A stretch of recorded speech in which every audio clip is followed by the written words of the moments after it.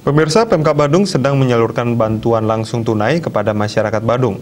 Warga yang belum divaksin pun tetap mendapatkan bantuan.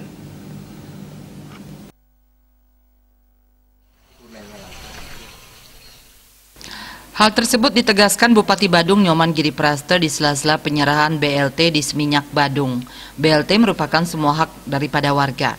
Jika masyarakat belum divaksin, menurutnya penolakan vaksin itu sebenarnya karena ada alasan tersendiri seperti suhu tubuh dan tekanan darah yang tinggi atau mengidap penyakit bawaan sehingga tidak mungkin dipaksakan untuk divaksinasi. Ya tetap dong.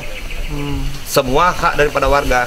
Kalau ada warga masyarakat, maaf ya, kalau berbicara masalah vaksin itu sebenarnya kan ada alasan tersendiri.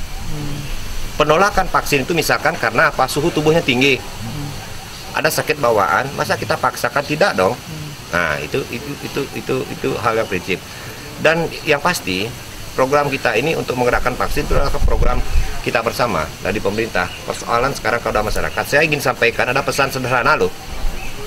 Hidup ini adalah pilihan. Pilihan kita menentukan. Mana yang dianggap baik oleh kita sendiri, pasti itu yang kita pilih. Nah ini karena belum ada regulasi yang mengatur wajib untuk melaksanakan vaksin, saya kira